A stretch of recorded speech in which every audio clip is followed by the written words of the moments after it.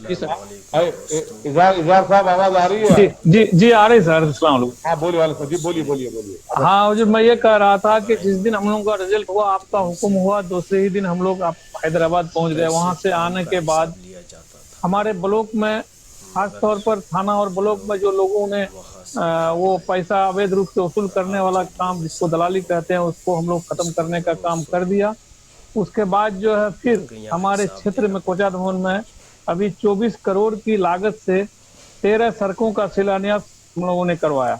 हाँ, उसके बाद 10 पीएमजीएसवाई पुल का निर्माण कार्य अप्रैल से प्रारंभ हुआ है।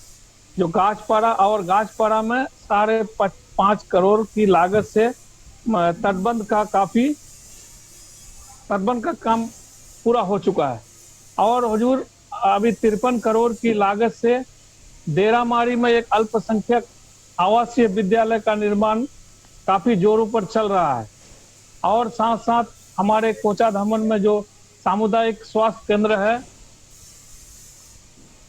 जी जी। हाँ, कोचा धामन सामुदायिक स्वास्थ्य केंद्र में हम लोगों ने एक्सरे मशीन लगाने का काम करवाया और वो चालू भी है।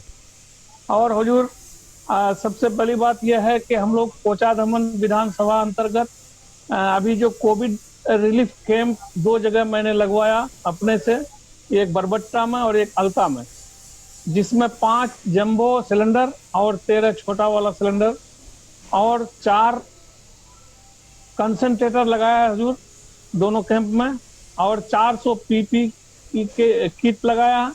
और और 50 से और 50 लीटर सैनिटाइज, और पहले एक एम्बुलेंस खरीदे थे हुजूर।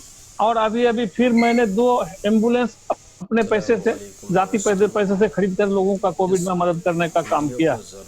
हाँ जी, वो ये कह रहे थे कि किशनगंज जिला में जो नदी कटाव है, वो सबसे बड़ा अभी समस्या हम लोगों के सामने में है। उसको जब तक हम लोग नहीं पूरा करेंगे, तब तक हम लोगों का इलाका नहीं सुधरेगा। हजारों एकड़ जमीन, सैकड़ों घर और बस्तियां इधर से उधर चले गए। आज के दिन में भी हुजूर, दौला पंचायत के मंझोक गांव में जो नदी पिछले दफा कटाव हुआ था, आज के दिन में प्लास्टिक दे करके लोग रोड पर हैं। हमने जिला मजिस्ट्रेट से भी मिला था, उन्होंने भी आश्वासन दिया है कि हम लोग उसका काम करेंगे, जमीन का व्यवस्था करके उन लोगों को घर बनवा देंगे हम लोग।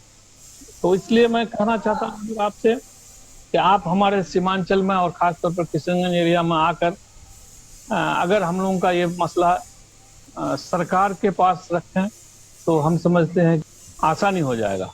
नहीं नहीं, हम हम लोग इजहार साहब, इंशाल्लाह ताला हमने अभी, आप कनेक्टिविटी में नहीं थे, हमने ये कहा कि जुलाई के महीने में इंशाल्लाह रुकनुद्दीन साहब भी कोशिश करेंगे मुख्यमंत्री से अपॉइंटमेंट लेने का। हम भी ईमेल भिजाएंगे और जी पटना आकर मुख्यमंत्री से मुलाकात करके ये तमाम हम लोग एक जामे महजर बनाएंगे, रिप्रेजेंटेशन।